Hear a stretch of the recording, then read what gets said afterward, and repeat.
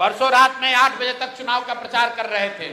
रात में 11 बजे के बाद वहां के भाजपा के एमएलसी और अन्य कई बड़े नेता डॉक्टर साहब के पास पहुंचे और इन पर हर तरह का दबाव बनाकर ये मजबूर किया कि आप चुनाव में अपना नामांकन वापस लीजिए।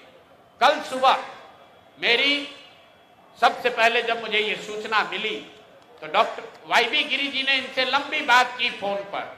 इन्होंने कहा कि नहीं, मैं बिल्कुल जन सुराज के साथ हूं, किसी भी तरीके से पीछे हटने का सवाल नहीं है। उसके बाद मेरे से इनकी फोन पर बात हुई है 11 बजे। मैं आपको फोन का कॉल रिकॉर्ड जारी कर सकता हूं। 11 बजे डॉक्टर साहब से बात हुई है। डॉक्टर साहब ने कहा है कि प्रशांत जी, हम पर थोड़ा दबाव बना रहे हैं लोग, लेकिन मैं पूरी तरीके से आपके साथ हूं।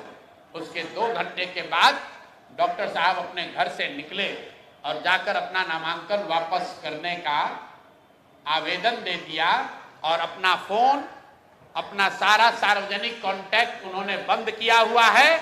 और ये चित्र भाजपा की ओर से जारी किया गया है, जिसमें वहां के भाजपा के प्रत्याशी और भाजपा के बड़े नेता डॉक्टर साहब को गले लगा रहे हैं और ये बता रहे हैं कि भाजपा के समर्थन में इन्होंने अपना नामांकन वापस लिया है। ये आपको मैं 3 उदाहरण, 3 जो घटना हुई है, ये इससे आपको अवगत कराना चाहता हूं। बात 3 प्रत्याशियों की नहीं है, क्योंकि जन सुराज के 240 योद्धा भी हैं मैदान में। भाजपा को हराए बगैर, एनडीए को उखाड़े बगैर मानेंगे नहीं। और 14 तारीख को परिणाम आएगा, दूध का दूध, पानी का पानी हो जाएगा। लेकिन ये जो माहौल बनाने की कोशिश कर रहे हैं कि हम लोग डरने वाले हैं, मेरे भाई प्रशांत किशोर जन सुराज के साथी किसी से डरने वाले नहीं हैं। हम लोग किसी से डरने वाले नहीं हैं।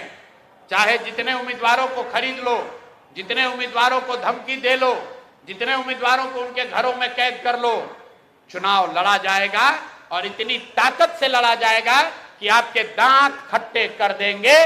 हम लोग महागठबंधन नहीं हैं। ये लोग महागठबंधन के उम्मीदवारों की चिंता नहीं करते हैं, क्योंकि इनको मालूम है कि महागठबंधन से भी कोई बाहुबली खड़ा है, महागठबंधन से भी कोई बालू माफिया खड़ा है। तो जाएंगे और जनता में कहेंगे कि अरे भाई, ये तो जंगल राज वाले लोग हैं, इनको वापस नहीं आने देना है तो हमको वोट दे दो। लेकिन ये डरते हैं अच्छे लोगों से, ये डरते हैं डॉक्टरों से, ये डरते हैं व्यवसायियों से, ये डरते हैं शिक्षाविद से, ये डरते हैं समाज सेवियों से। जो आपने वो डायलॉग सुना होगा किसी पिक्चर में कि गुस्से से डर नहीं लगता है, प्यार से डर लगता है। इन लोगों को बदमाश नेताओं से डर नहीं लगता है, इनको अच्छे लोगों से डर लगता है। ये जन सुराज का डर है। इतने अच्छे लोग खड़े किए गए हैं जिनके सामने लड़ने का इनका मादा नहीं है, लेकिन ये गैर राजनीतिक लोग हैं, ये राजनीतिक लोग नहीं हैं। इनके परिवार पर, इनके दोस्तों पर, इनके रिश्तेदारों पर इतने तरह का दबाव बनाया जा रहा है कि आप लोग चुनाव में अपना नामांकन वापस ले लीजिए। मैं अभी आ रहा हूं और अभी एक घटना आ रही है वाल्मीकि नगर से। वाल्मीकि नगर से पहली बार सामान्य सीट से थारू समाज के एक शिक्षक को जन सुराज ने टिकट दिया है। वो शिक्षक ने, दिग नारायण जी ने 2024 में अपने पद से इस्तीफा दे दिया। वो शिक्षक थे, 2024 में अपने समाज के लिए, वाल्मीकि नगर के लिए जन सुराज से प्रभावित होकर उन्होंने अपने पद से इस्तीफा दिया और जन सुराज के साथ जुड़कर ये चुनाव में वो वाल्मीकि नगर से उम्मीदवार हैं। उनकी सैलरी 2 साल से उनको नहीं मिली है। वहां के ब्लॉक एजुकेशन अफसर ने उनका इस्तीफा स्वीकार कर लिया। 2 बरस से वो राजनीति कर रहे हैं और आज जब नाम स्क्रूटनी का दिन आया है तो उन पर सरकार और वहां के बड़े बाहुबली जदयू के जो वहां विधायक हैं, प्रशासन के साथ मिलकर ये दबाव बनाया जा रहा है कि आपका इस्तीफा स्वीकार नहीं किया गया है। ब्लॉक एजुकेशन अफसर ने कर लिया है, लेकिन डीईओ ने नहीं किया है। डीईओ के पास 2 बरस से उनका इस्तीफा का डॉक्यूमेंट पड़ा हुआ है और आज ये षड्यंत्र रचा जा रहा है कि आपका इस्तीफा पूरा नहीं है। हम लोग प्रोटेस्ट कर रहे हैं, वहां बात रखी गई है मेरा आपके माध्यम से चुनाव आयोग से भी अनुरोध है कि कृपा करके देखिए, लोकतंत्र में इस तरह की जो सरेआम जो आपके कानून का, आचार संहिता का उल्लंघन हो रहा है, इसको रोकिए, वरना आप पर जो लोगों की विश्वसनीयता है, आपकी जो विश्वसनीयता है, लोगों का जो विश्वास है, वो सब खत्म हो जाएगा। अगर आप उम्मीदवारों की रक्षा नहीं कर सकते हैं तो फिर आप वोटरों की रक्षा कैसे करेंगे? अगर उम्मीदवार सुरक्षित नहीं है तो वोटर कैसे सुरक्षित होगा?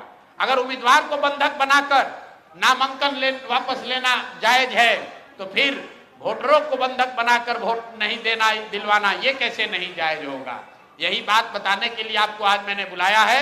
आप सभी आए हैं, आपके माध्यम से बिहार के लोगों को ये बताना चाहते हैं कि जनसुराज पूरी ताकत से इस चुनाव के मैदान में है, और चाहे 2-3 लोगों को इन लोगों ने डरा लिया या उनको फंसा लिया, उनको पकड़ लिया, जनसुराज के योद्धा पीछे हटने वाले नहीं हैं। हर हालत में बदलाव होकर रहेगा। बिहार के बच्चे गुजरात में मजदूरी करने नहीं जाएंगे। अमित शाह जितनी कोशिश करना चाहते हैं गृह मंत्री कर ले, उनके दल के लोग जितनी ताकत लगाना है लगा लें। वो बिहार के जो युवा है, जो 50 लाख लड़के बिहार से बाहर जाकर वहां की फैक्ट्रियों में मजदूरी कर रहे हैं, ये उनका संकल्प है। मैं उनका आह्वान कर रहा हूं कि मेरे भाई आइए, आपको बिहार के बाहर जाकर मजदूरी न करना पड़े, आपको बंगाल में, गुजरात में, महाराष्ट्र में, पंजाब में, हरियाणा में गाली न सुननी पड़े। इसके लिए एक बार आइए, पूरी ताकत से भाजपा को, जदयू को, एनडीए को उखाड़ कर फेंकिए, ताकि ये भ्रष्ट सरकार को हटाया जा सके और बिहार में एक नई व्यवस्था का निर्माण किया जा सके। बहुत बहुत धन्यवाद। पटना साहिब और तारापुर में अभी तो कोई घटना नहीं हुई है। अगर कोई घटना होगी तो आपके सामने है।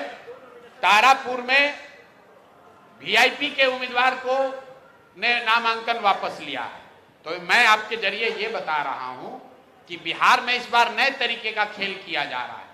पिछले चुनाव में काउंटिंग में बहुत बड़ा खेल किया गया था। बिहार के लोग जानते हैं कि कम से कम 10 से ज्यादा विधानसभा क्षेत्रों में काउंटिंग के अंतिम घंटे में ऊपर नीचे करके सत्तारूढ़ दल को उस समय मदद पहुंचाने का आरोप खुलेआम बिहार के गांव-गांव, घर-घर में लोग लगाते हैं। आज ये नया खेला हो रहा है। इस बार ये इतने डरे हुए हैं कि चुनाव लड़ने की भी हिम्मत नहीं है। चुनाव लड़ने से पहले ही जो लोग चुनाव के मैदान में आ रहे हैं उन पर केस किया जा रहा है, उनको पकड़ा जा रहा है। और मैंने आपको चित्र जारी किया। अगर आपके पास कोई ऐसा उदाहरण हो जहां अपने विरोधी दल के कैंडिडेट को, उम्मीदवार को गृह मंत्री अपने साथ दिन भर बैठाए हुए हैं, ऐसा कहीं आपने पूरे हिंदुस्तान में नहीं सुना होगा। ये बिहार में हो रहा है।